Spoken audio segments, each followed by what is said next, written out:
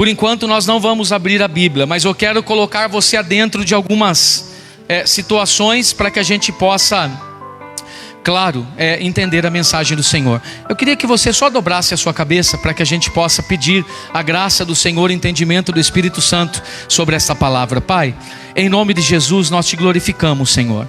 Pedimos a Deus que a presença doce, santa e maravilhosa do teu Espírito Santo esteja conosco, Senhor, agora no momento da tua palavra.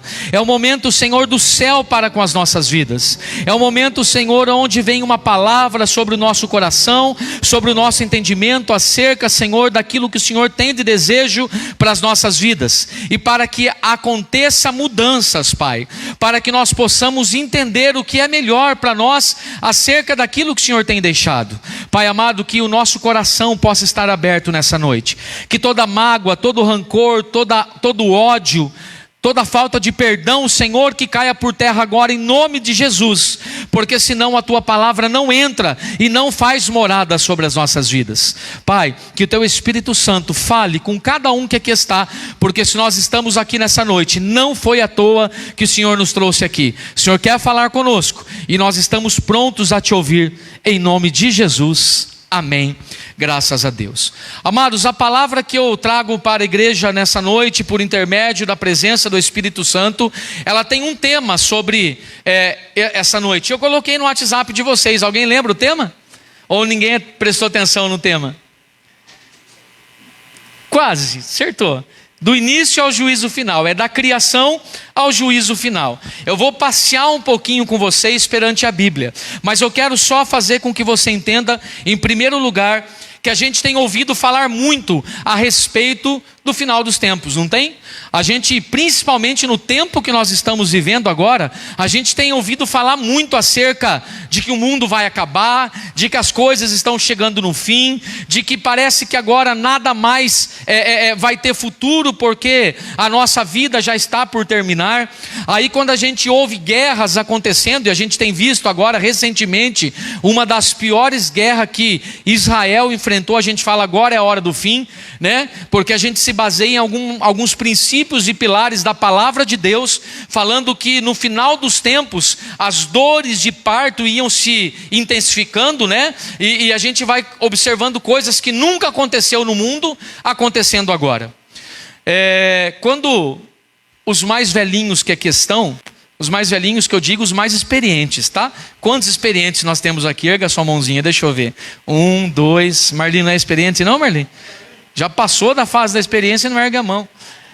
Casarim, isso. Ó, essas pessoas que eu estou dizendo aqui, né? E claro, vocês todos, vocês já passaram por... Eu lembro da minha avó.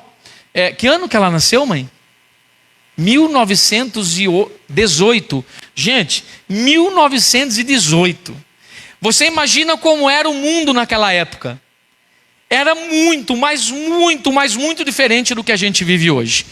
E se a gente tivesse com a nossa vozinha viva aqui ainda, no meio nosso, claro que nesse ano já era impossível, a não ser que fosse permissão de Deus, pela avançada idade, mas ela contaria experiências daquela época, de 1920 alguma coisa, 1935, que tinha lá pelos seus 20 anos mais ou menos, que a gente nem imagina o que aconteceu naquele período. A gente fala que era um período mais fácil, um período um pouquinho mais simples, mas na verdade a facilidade começou a chegar no tempo nosso. Eu lembro que no ano de 94 foi que chegou a primeira tecnologia de computador no Brasil.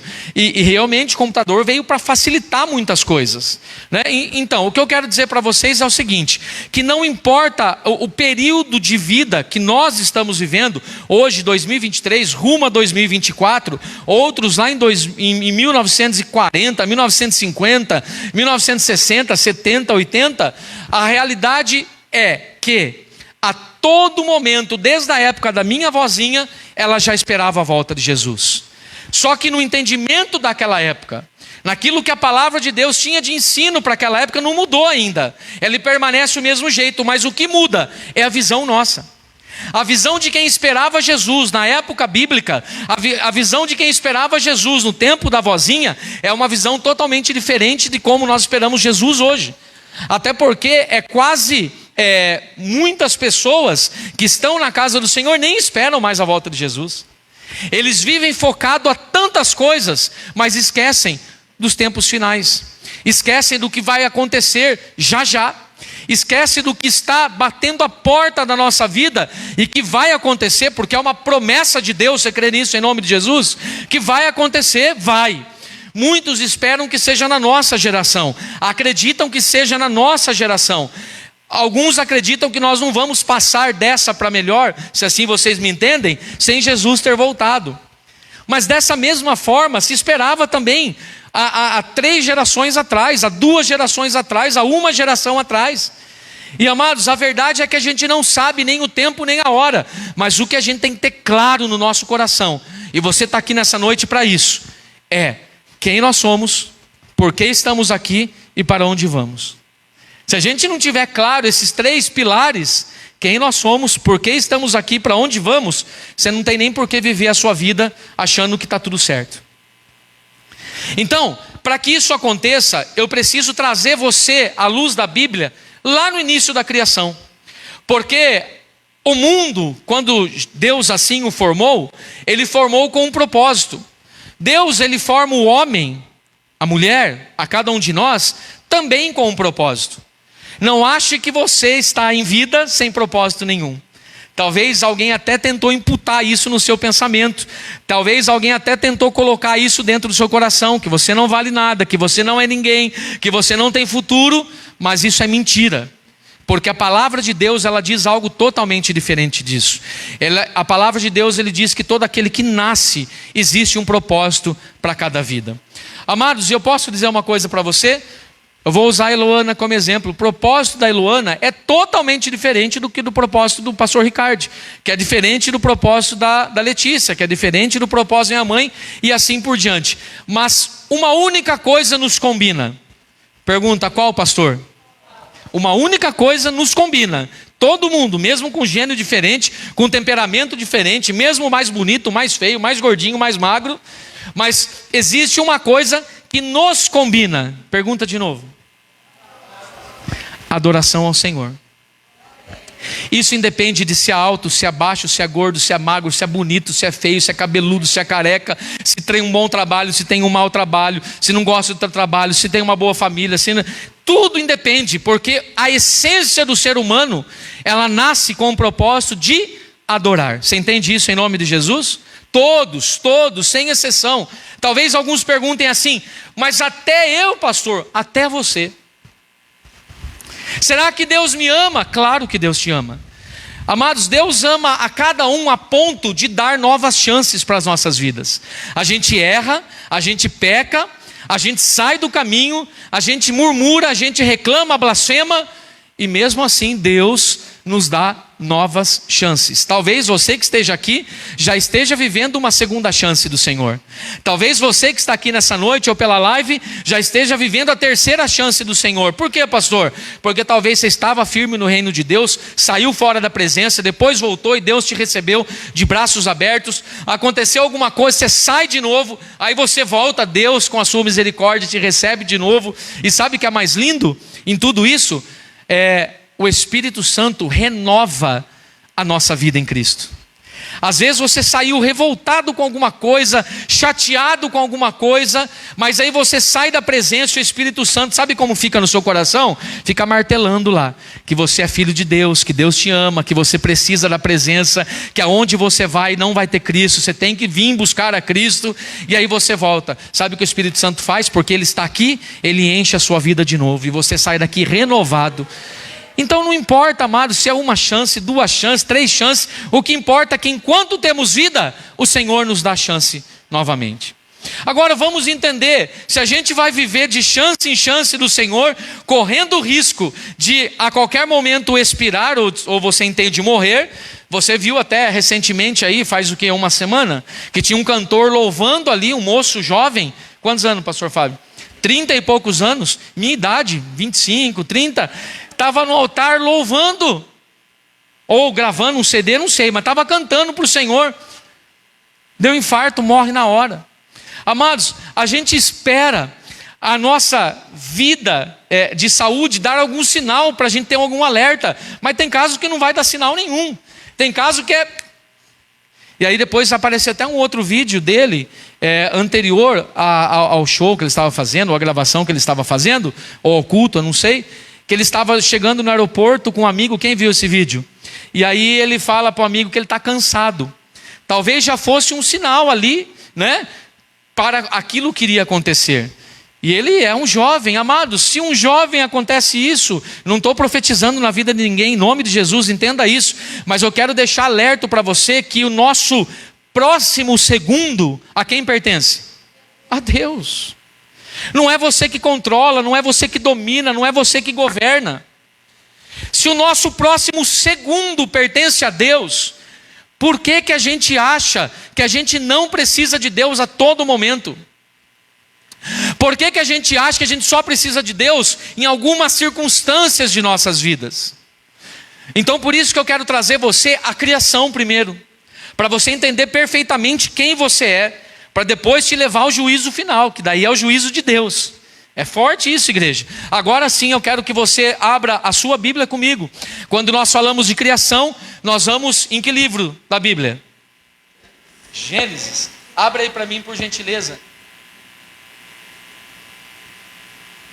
E agora, só como de costume, eu quero que você fique em pé, em reverência à palavra. Gênesis capítulo 1.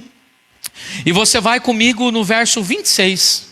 O pastor Fábio vai colocar no telão também. Mas se você tiver sua Bíblia e tiver o costume de marcar, marque aí Gênesis capítulo 1. Nós vamos ler 2 versos, o 26 e o 27. Amém?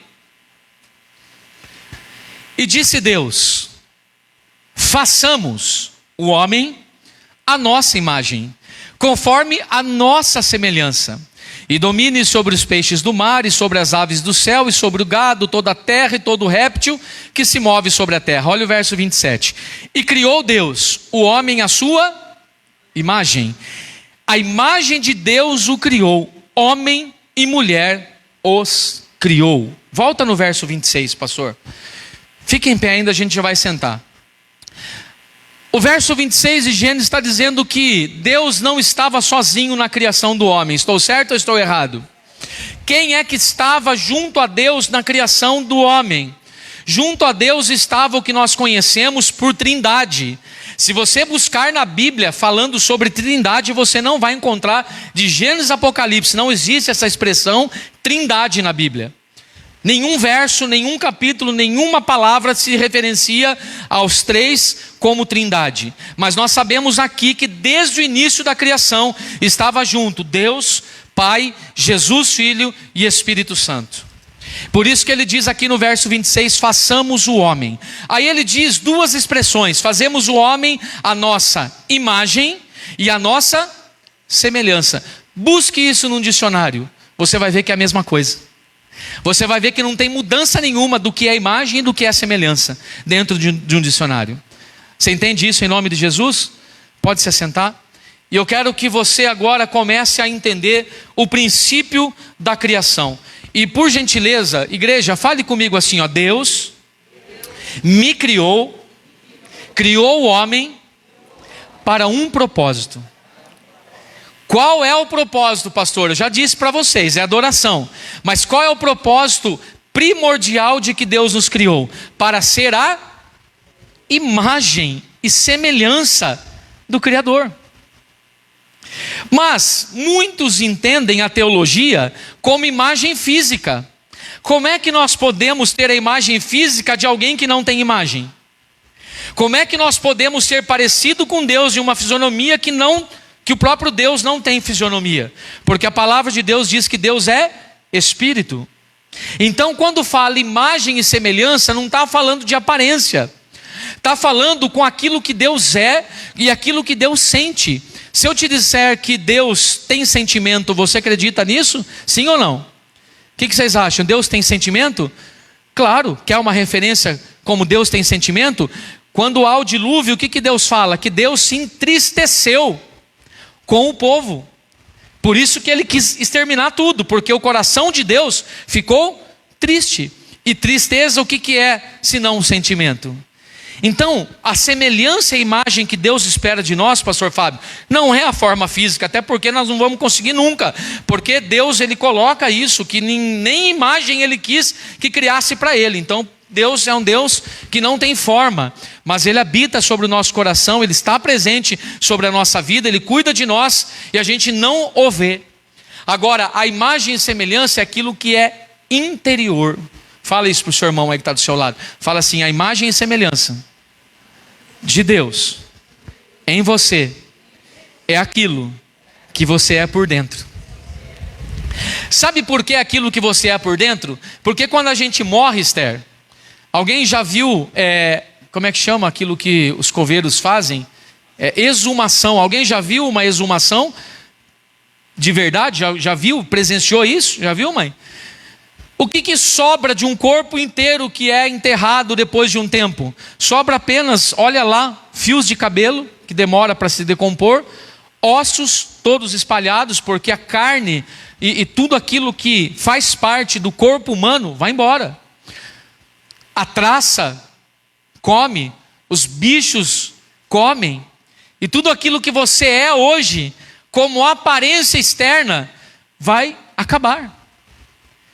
O que permanece para toda a eternidade, igreja, em nome de Jesus, guarde isso sobre o teu coração, é a essência da sua alma. Isso sim não termina. Porque a palavra de Deus diz que quando ou Jesus buscar a sua igreja, ou a gente morrer em vida, o que vai ficar para toda a eternidade, seja com Deus ou seja no lago de fogo do inferno? A alma e o espírito. Você sabe por que eu digo que a alma também vai permanecer junto com o espírito? E muita gente fala que é só o espírito. Porque a palavra de Deus fala que lá no céu, quando nós formos morar na eternidade, não haverá choro e nem ranger de dentes. Sim ou não? Ou seja, não haverá nada que é corruptível. Só vai haver o que é incorruptível.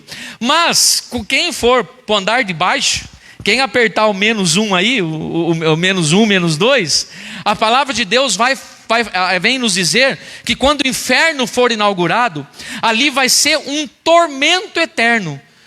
Quem que atormenta entre corpo e alma e espírito? É a nossa alma que vive atormentada muitas vezes aqui na terra, não é? Você já percebeu quando você está angustiado algumas vezes? O que está angustiado? É seu corpo que está angustiado? Não é, a sua alma. Porque a alma é sentimento, sentimento é pensamento. Muitas vezes você está com o pensamento angustiado, aí já vem para o coração ou vice-versa. Então a gente já consegue entender aí que vai ser uma angústia eterna, que vai ser eternamente um sofrimento. E quem sofre? É a alma. Quem que é alguém aqui que namorou algum dia na vida, que teve uma decepção lá no início do namoro? Sabe assim, aquele namoradinho, que você apostava tudo nele, e ele deu um chute em você? Ou vice-versa, uma menininha que você gostava muito, era apaixonado por ela, dela te deu um chute. Ai, como dói, não dói? O coração da gente ficava palpitando. Por quê? Porque era o primeiro romance, era o primeiro amor, era o primeiro relacionamento. Mas o que é que machucava não era seu corpo, era a sua alma, o seu coração. Você está conseguindo compreender isso em nome de Jesus, igreja?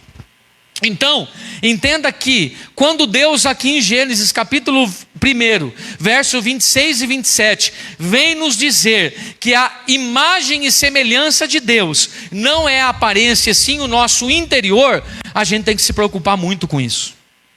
Sabe por quê? Porque o nosso corpo, aquilo que nós somos como matéria, a gente consegue enganar muito bem, sim ou não? Você quer ver um exemplo bem típico disso? Mulheres, cadê as mulheres aqui? Vocês acordam exatamente do jeito que vocês estão agora? Olha, mais ou menos. Essa está com uma autoestima boa, hein? Sabe por que eu falo isso, Esther? Porque eu vejo a minha esposa, minha filha, então nem se fale. Para vir no culto 6 horas da tarde, ela já almoça, já vai se arrumar. Senta na frente da penteadeira com 50 lâmpadas e começa um pó daqui, um pó dali, um rabisco daqui, um batom daqui, outro negócio. E você vê aquele arsenal de coisas assim em cima da mesa de maquiagem. Uma hora que acorda, eu posso dizer que sou o pai. Giovanni, antes de casar, você tem que pelo menos um dia ver como é que ela acorda.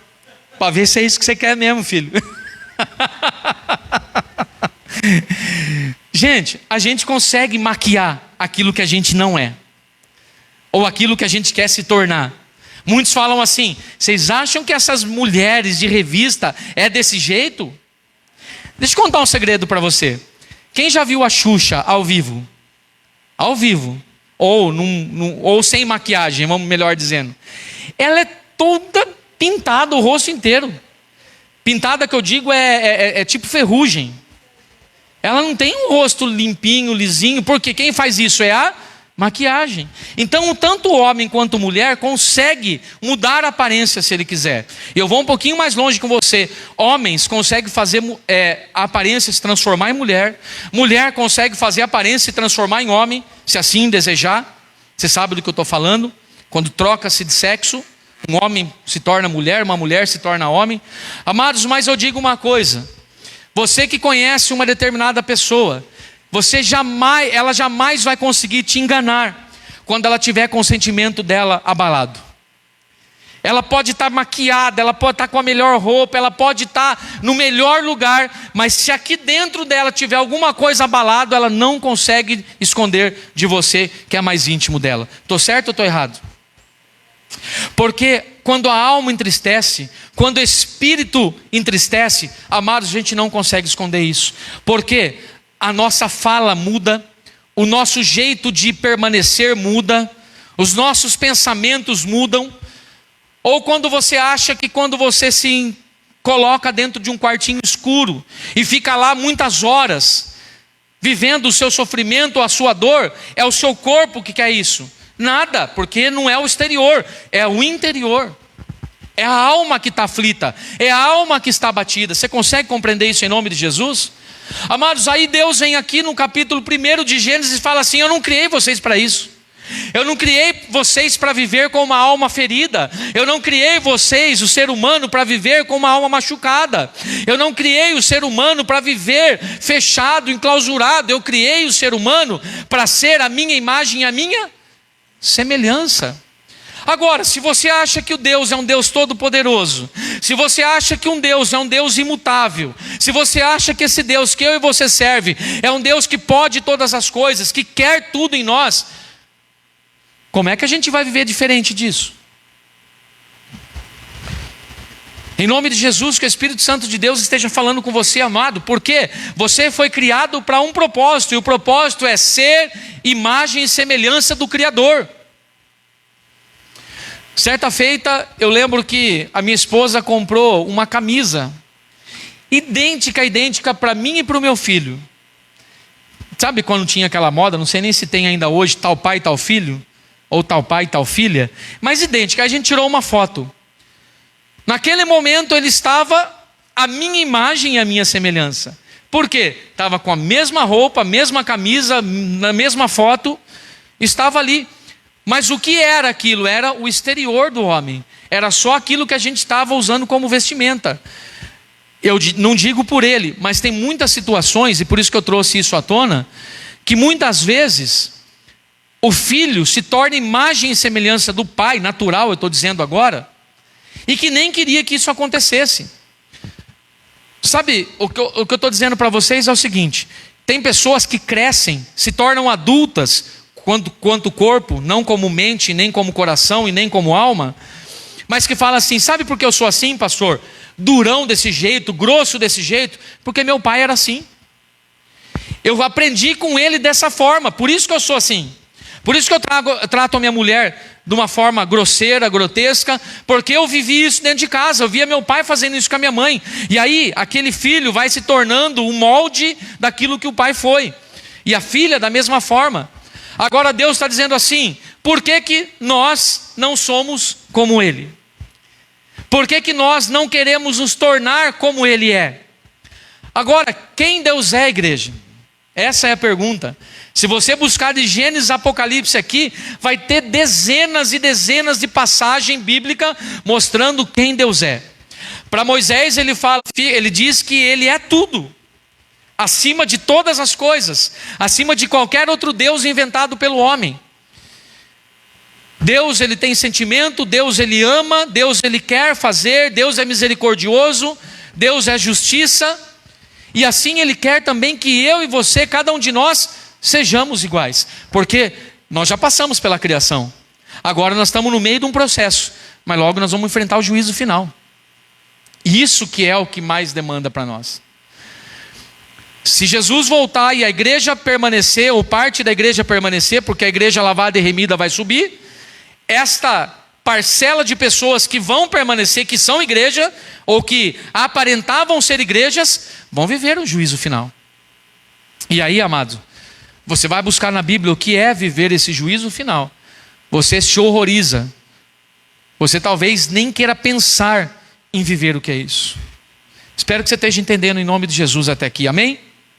Agora, vamos lá. Se Deus criou o homem para um propósito, e o propósito de Deus sobre as nossas vidas é ser imagem e semelhança de Deus, aí eu coloco aqui para vocês, que após a criação, quando Deus forma Adão, quando Deus ali tira a costela de Adão, forma Eva, Ele cria para um propósito. Deus é maravilhoso. A palavra de Deus ainda no início da Bíblia diz assim, que Ele trabalhou em quantos dias? Quantos dias Deus trabalhou? 6. E no 7º dia o que Ele fez? Descansou. Se Deus trabalhou tudo aquilo que nós sabemos que existe e que a Bíblia narra e cita para nós, e no 7º Ele descansou, sabe o que Ele fez? O homem, como a sua imagem, como a sua semelhança, para governar aqui na terra. Quando Ele cria Adão, o que Ele pede para Adão? Adão, o negócio é o seguinte, filho. Eu criei tudo, a criação é minha, mas eu criei para você tomar conta. Eu criei para você agora administrar aquilo que eu criei. Quem que é que administra tudo o que acontece no mundo, no sentido natural das coisas? Não é o homem? Cada país não tem o seu presidente, não tem os seus deputados, os seus senadores, cada cidade não tem o seu prefeito, os seus vereadores. Quem que administra tudo? É o próprio homem. Então quando Deus Ele cria, Ele faz a criação, Ele faz com o propósito de nós sermos imagem e semelhança dEle, mas Ele entrega na mão do primeiro homem, chamado Adão, o governo de todas as coisas aqui na terra. Só que Ele também não abre mão de uma coisa. Pergunta para mim o que, pastor? Que esse homem seja governado por Ele. Você entende? Ele dá o poder para o homem governar, mas quem tem que governar o homem é Ele. Por que você diz isso, pastor? Porque nós vemos biblicamente aqui o que acontece após a queda de Adão e Eva. Eles são destituídos do paraíso, 2 anjos fecham a entrada do paraíso, não deixam mais Adão e Eva entrar, agora eles vão aí para o mundão afora, e aí vem Caim, vem Abel, e vocês conhecem toda a história, um irmão mata o outro, aí em Caim é colocado um sinal, e assim começa a disseminar a humanidade. Aí sabe o que acontece? Olha só, lembra que eu falei que o homem foi criado para ser imagem e semelhança de Deus. Em tão pouco tempo, o homem se corrompe. Em tão pouquinho de tempo, o homem não é imagem e semelhança de Deus. Tanto é fato isso, que Deus Ele quer exterminar toda a nação de novo. Todo mundo de novo, Ele quer acabar com tudo. Agora, na época do dilúvio, a palavra de Deus diz que Ele encontrou um homem justo. Um homem bom, um homem segundo o seu coração, que não se corrompeu. Olha que coisa linda, igreja. A pergunta é, no meio aqui dessas pessoas, será que Deus ainda encontra um coração que não se corrompeu por alguma coisa que o mundo oferece? Será que ainda tem algum homem, alguma mulher neste momento aqui nesta igreja, ou até pela live, que continua sendo imagem e semelhança do Deus Altíssimo, da forma que Ele quis quando Ele criou? Olha que pergunta difícil. Será que se nós encontrássemos como Adão encontrou Deus, todos os dias, na viração do dia, nós encontrássemos com Deus, pegasse na mão do Senhor e falasse assim, Senhor, o Senhor está se agradando de mim? Qual seria a resposta de Deus? Meu filho, em quem eu comprazo, você ainda continua sendo minha imagem e semelhança. Ou será que a resposta será, pode sair daqui, que o paraíso não é mais seu. Coloco 2 anjos na porta para você não entrar mais. E aí a humanidade está inteira corrompida, entristece o coração de Deus, encontra um justo. Aí Deus manda criar a arca de Noé ali. Entra-se 2 animais de cada espécie. Entra Noé e toda a sua família. O mundo é exterminado pelo Senhor, para começar tudo de novo. Amados, e Deus é tão... Olha só, por que eu estou falando tudo isso para você? Para você entender que Deus é tão maravilhoso. Você dá uma glória a Deus por isso? Que Ele vê que a nação inteira está corrompida. Ele vê que os homens estão perdidos, embora era para ser imagem e semelhança. Mas Ele, lá dos céus, acho que Ele reúne o Filho e o Espírito Santo, a Trindade de novo, e tira agora para Ele uma nação escolhida. E essa nação escolhida não era a maior nação. Essa nação escolhida não era a melhor em guerra, ou a melhor em agricultura, ou a melhor em alguma coisa que fosse. Ele escolhe para ele uma nação pequenininha. Ele escolhe para ser dele um povo que não tinha expressão nenhuma no meio de toda a terra, no meio de todos aqueles povos. E essa nação tem por nome Israel. E até os dias de hoje, se você pesquisar, você vai ver que Israel continua sendo pequenininha. Mas assim, parece um ovo perante as outras nações que estão em volta. Mas lembre-se, Israel é a nação escolhida de Deus. Aí sabe o que Deus faz? Separa essa nação, fala assim, olha, esse aqui é o meu xodó. Mas aí você vai entender assim, e o resto? E os gibeonitas, os filisteus e todas as outras nações? Deus não queria eles para ele? É uma pergunta que talvez você já tenha feito. Por que Deus escolhe só Israel? E o restante, pastor Ricardo? Simples. De todas as nações que existiam, a única que era menos corrompida era Israel. Você entende? Porque as demais já tinham se entregue a outros deuses. Os demais já tinham se entregue às outras práticas. Os demais matavam criança para oferecer para Moloque, por exemplo. Os demais se matavam entre si.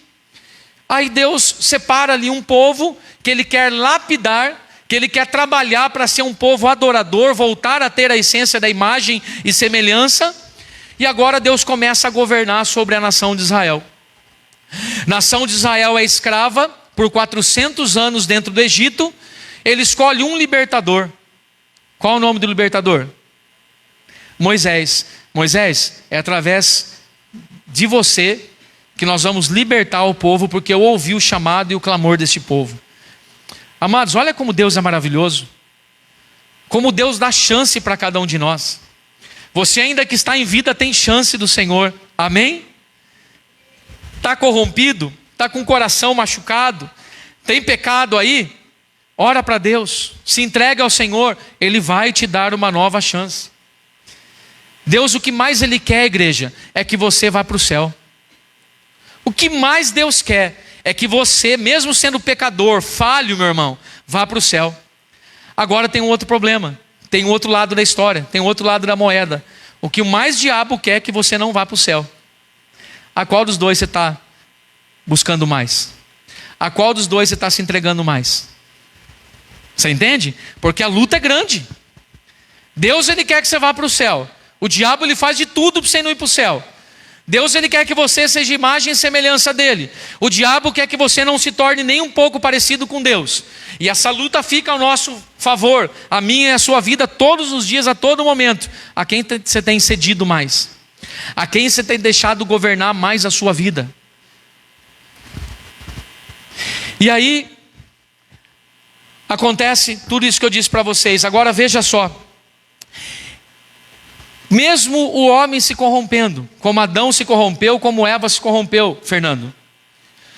A pergunta que eu faço para vocês: você acha que os homens deixaram de ser imagem e semelhança de Deus, mesmo se corrompendo? Sim ou não? Vocês acham que eles deixaram de ser? Você acha que de lá para cá até hoje, os homens deixaram de ser imagem e semelhança de Deus? Sim ou não? Vamos ver perante a Bíblia o que a Bíblia fala? Se deixa ou não deixa, se essa característica do ser humano é possível deixar de lado ou não. Eu quero que você abra, por favor, pastor Fábio, você que tem a sua Bíblia, Gênesis 9:6. Gênesis 9, verso 6. Abre aí e aí está uma resposta. Eu vou ler para você o Antigo Testamento um versículo e o Novo Testamento um outro versículo. Preste atenção, Gênesis 9:6. Quem derramar o sangue do homem, pelo homem o seu sangue será derramado, porque Deus fez o homem conforme a sua imagem. Sabe o que está dizendo esse versículo? Que pode acontecer o que acontecer. Um pode matar o outro, o homem pode se corromper, mas a essência do homem é ser criado à imagem de Deus. Significa que isso não muda. Isso é imutável também na vida de um ser humano. Isso é o Antigo Testamento que diz. Agora vamos lá para o Novo, ver se confirma isso. Coloca lá Tiago capítulo 3, verso 9 e verso 10. Tiago 3, verso 9 e verso 10. Olha que lindo, igreja. Com ela bendizemos a Deus e Pai, e com ela amaldiçoamos os homens. Com ela quem? A língua. Com a nossa fala, com aquilo que o nosso coração quer se expressar. E quando isso acontece é pela boca, é pela língua. Com ela então bendizemos a Deus e Pai, e com ela amaldiçoamos os homens, que é feito a semelhança de Deus. Olha o verso 10. De uma mesma boca procede bênção e maldição. Meus irmãos, não convém que isto se faça assim. Por quê? Porque alguém já ouviu falar em algum momento, Marisete, Kelly, que a expressão de Deus em algum momento amaldiçoou alguém? O que vocês acham? Sim ou não? Vocês acham que em algum momento Deus amaldiçoou alguém? Se você ler Deuteronômio capítulo 28, você vai ver que Deus, ele derrama bênçãos e maldições. Agora tem um detalhe: bênçãos para quem é obediente e maldições para quem é desobediente. A voz do Senhor. Isso ele fez. Aquele que é desobediente à voz do Senhor não vai prosperar. A sua parentela, a sua, geração não será abençoada. Mas se você for obediente, bendito será no campo, na cidade. Benditos serão os seus filhos, os filhos dos seus filhos. Deus dá isso. Amados, está dizendo aqui para nós, preste muita atenção, que independente daquilo que o homem fez durante todo o tempo da sua humanidade, aquilo que você fez durante todo o tempo da sua vida, inclusive os mais anciãos e também os mais novinhos, todo esse tempo de vida, muitas vezes entristeceu o coração de Deus, mas você não deixou de ser imagem e semelhança do Senhor. E o mais lindo de tudo isso, igreja, é que se você se arrepender hoje, você se torna de novo a essência que Deus quer que você seja. Basta se arrepender. Se torna a essência de novo, Rafael, daquilo que Deus quer que nós sejamos, imagem e semelhança. Porque não vai entrar no céu se não possuir a imagem e semelhança de Deus, se não for pelo menos parecido com Jesus. Aí olha só, Deus ele começa de novo a humanidade. Ele começa do zero ali, apenas com Noé e sua família. E de novo o homem se corrompe. Mas pastor, então se isso aconteceu com os homens, por que não acontece comigo? Claro que acontece, já disse para você, que basta você se arrepender aos pés do Senhor, enquanto vida, que ainda Ele pode te dar a liberdade de você ser salvo de novo. O homem se corrompe de novo. Deus faz uma promessa a Noé e a sua parentela: olha, jamais eu vou terminar o mundo de novo do mesmo jeito que eu terminei agora, em água, em dilúvio. Então essa promessa, aqueles que têm medo de tsunami, o crente que tem medo que vai inundar tudo, calma, Deus deu uma promessa. Se eu não acreditar em Deus, eu vou acreditar em quem? Pode terminar de qualquer outra forma que for, mas em água não vai ser, porque Deus deixou isso decretado. Aí os homens se corrompem de novo. A humanidade de novo está perdida, Fernando, pela segunda vez. Ou melhor, pela terceira vez. A primeira foi com os próprios inícios ali, Adão e Eva. Depois foi com a humanidade ali de Noé. Aí depois foi de novo com a geração que veio depois de Noé. De novo a humanidade se corrompe. Deus, com a sua benevolência, com a sua misericórdia, com a sua graça, Ele agora faz o que ninguém faria. João 3,16, Deus fala que dá o seu único filho, entrega aquele seu bem mais precioso para que de novo a humanidade fosse resgatada do inferno. Só que agora, igreja, já é um pouco mais diferente. E nós estamos chegando aí no final da mensagem para o juízo final. Agora é um pouco mais diferente. Quando Deus fez isso, entregou Jesus na cruz, Foi em prol de uma pequena parcela de pessoas ou em prol de toda a humanidade? Me ajudem. De quem? De toda a humanidade. Ele não escolheu quem era crente, ele não escolheu quem era de religião tal, ele não escolheu quem só orava nas sinagogas, ele não escolheu parcela de pessoas. Olha quanto ensinamento errado tem aí. Eu vou falar um nome aqui, não sei nem se eu vou ser punido por isso, mas a Igreja Adventista do Sétimo Dia, eles falam que uma pequena parcela de pessoas vão ser salvas. E dá um nome dizendo que a sua fundadora da igreja, Ellen G. White, que determinou aquela pequena parcela de pessoas para a salvação. Mas se você ouvir os ensinamentos da igreja adventista, é parecido com os nossos. É parecido com a Bíblia. Mas tem algumas coisas que destoam e dói no ouvido, machuca o coração. Como é que Deus ia fazer um sacrifício tão grande desse por uma pequena parcela de pessoas? Testemunha de Jeová fala que quando Jesus, quando aqueles 144 mil pessoas que vão ser salvos pela segunda vez, é só da religião deles. Diz que Deus tem só os escolhidos ali para uma segunda chance de salvação. Você vê quanto ensinamento errado, amados, e muita gente está caindo nesses ensinamentos. Quando a Bíblia fala que foi por toda a humanidade, até para o mais pecador, até para o mais bonzinho, todos têm a chance de se salvar. Quantos, igreja? Todos. Olha para quem está do seu lado e fala assim: até você. Até você. Agora olha para mim de novo. Preste atenção. Só que agora ele dá uma posição para que nós possamos escolher. Ele quer que todos sejam salvos, sim ou não? Só que agora a escolha não é mais do Senhor, porque o sacrifício ele já fez. O que ele podia fazer, ele já fez. O maior de todos os sacrifícios, Deus entregou por cada um de nós. Agora ele fala assim: bom, a escolha é sua. E agora eu volto de novo na Bíblia com você, e vamos lá. Eu quero que você veja comigo que quando Deus nos dá a escolha, Ele entrega Jesus na cruz do Calvário, e Jesus ele veio com o propósito do ser humano de novo, pela terceira vez, se reconciliar com o Senhor. Agora veja o que representa Jesus para nós. Coloca Colossenses capítulo 1, verso 15. Olha o que representa Jesus para nós. Se você tiver sua Bíblia aí e quiser marcar, Colossenses capítulo 1, verso 15, diz assim, acerca de Jesus, o qual é imagem do Deus invisível. Quem é a imagem do Deus? O primogênito de toda a criação.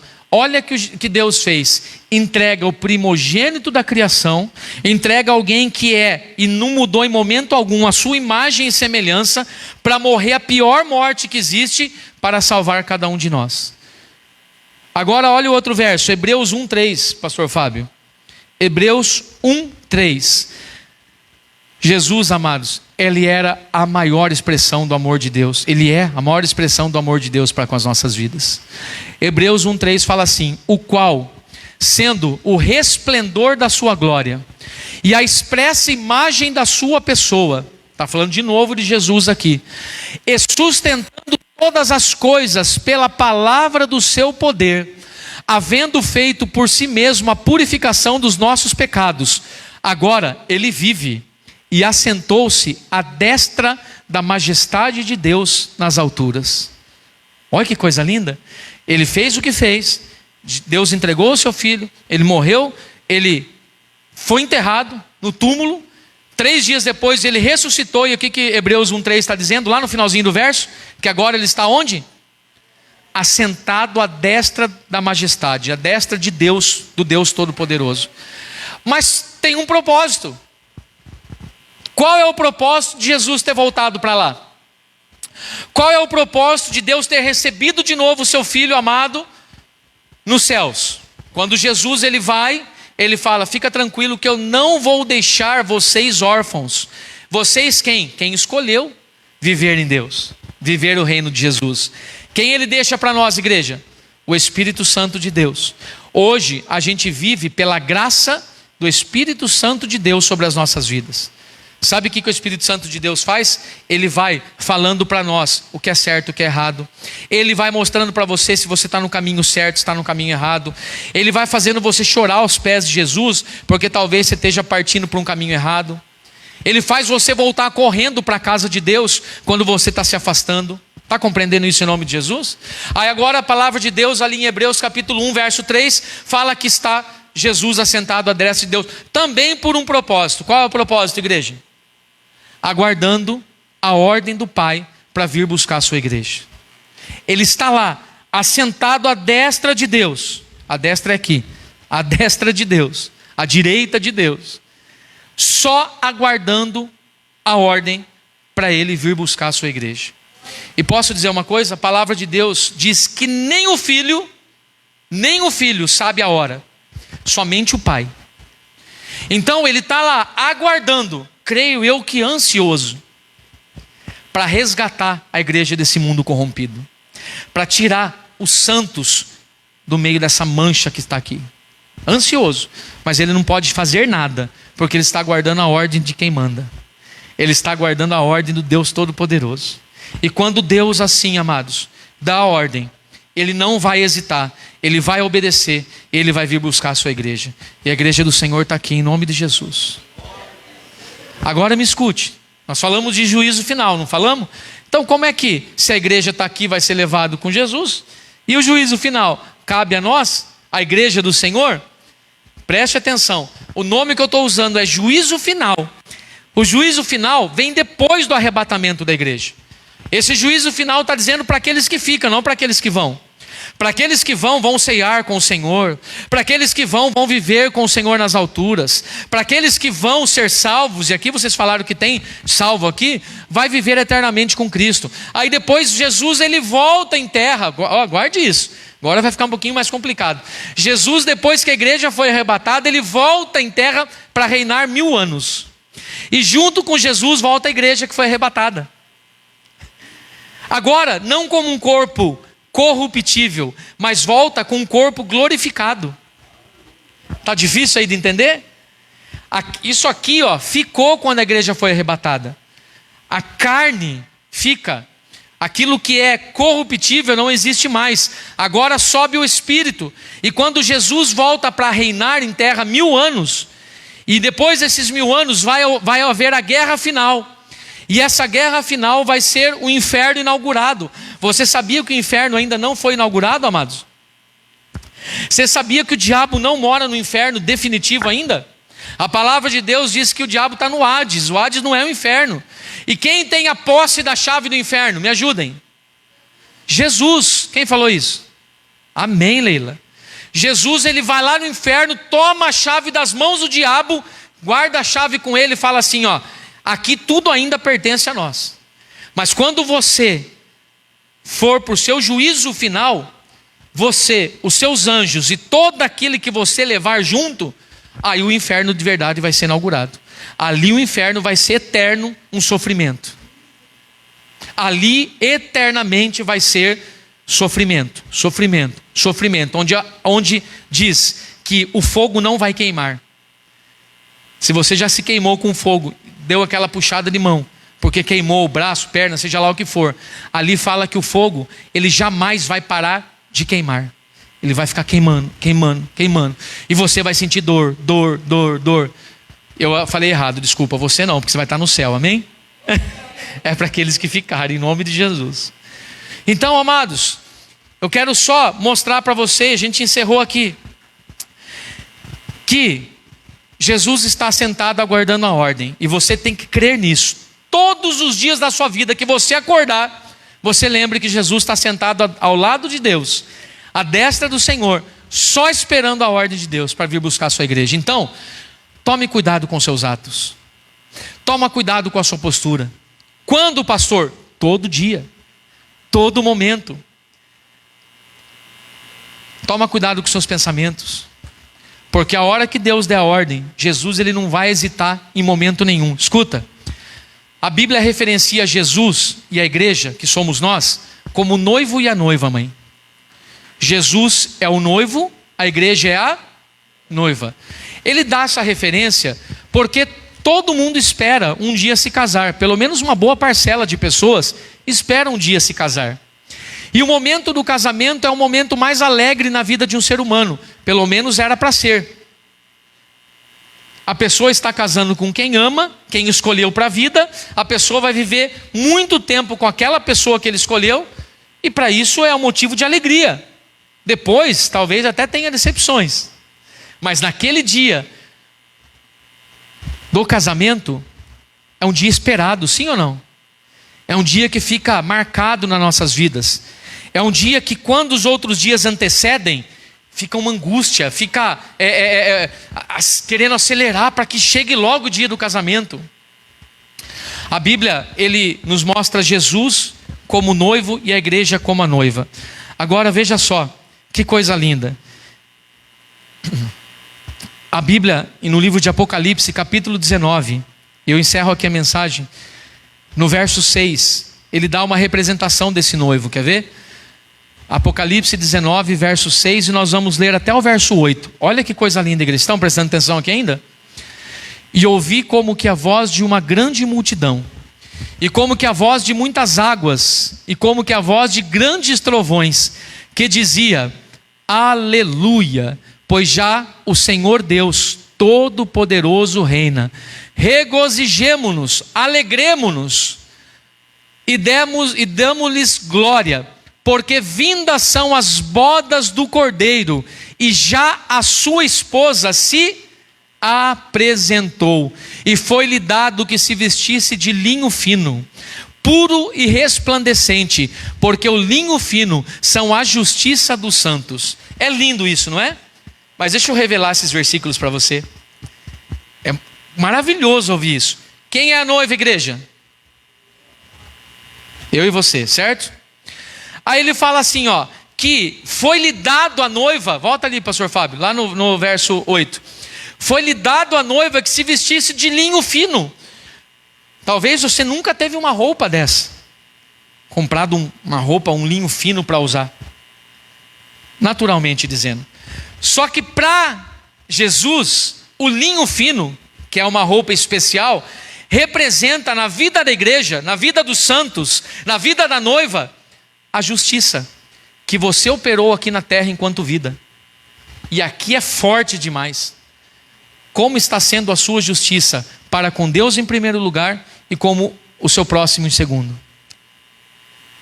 Pastor, mas que justiça é essa? Como é que você tem tratado as pessoas? Como é que você tem lidado com a outra criação do Senhor? Como é que você tem respeitado ou não aquele que está junto de você ou aquele que você nem conhece? Isso é justiça. Quando alguém fala do reino de Deus, você tem defendido? Quando alguém fala de Jesus blasfemando contra o Espírito Santo, você tem defendido? Você tem sido justiça de Deus nessa terra? Porque se sim, você vai ser vestido com linhos finos. A noiva vai ser adornada com a melhor veste. Só que ele dá essa comparação, igreja. Você está vendo que não fala assim, ó, porque o linho fino vai ser comparado à quantidade de vezes que você teve na igreja, porque o linho fino vai ser comparado ao cargo que você tem na igreja, porque o linho fino vai ser comparado a quantas mensagens você pregou. Não é nada disso. O linho fino, ou seja, a vestimenta da noiva, só vai ser colocado nela se a sua justiça, como noiva do Senhor, foi exímia perante o coração do Senhor. Isso é muito forte, igreja. Talvez tenha pessoas falando assim: meu Deus, não fiz nada disso até agora, não consegui amar o meu próximo, não consegui ajudar o meu próximo, não consegui ser melhor em Deus, não consegui crescer em Deus, não consegui nada, como é que eu vou pôr linho fino? Pois é, não é você quem vai pôr, é a justiça do Senhor que vai alcançar a sua vida. Então agora eu vou pedir para que em nome de Jesus você feche seus olhos, porque a gente vai orar. E sabe a oração qual vai ser? Pedindo perdão a Deus. Todos nós temos que se arrepender aos pés do Senhor. Pastor, eu não tenho nada que me arrepender. Então, meu filho, não sei nem o que você está fazendo aqui, já era para ir no céu. Tem que se arrepender. As nossas práticas são falhas. Eu queria que você, se possível, dobrasse seu joelho ou ficasse em pé, mas nós vamos orar ao Senhor neste momento. Deus é maravilhoso, igreja. E Jesus está às portas da igreja. Você crê nisso? Jesus está às portas da igreja.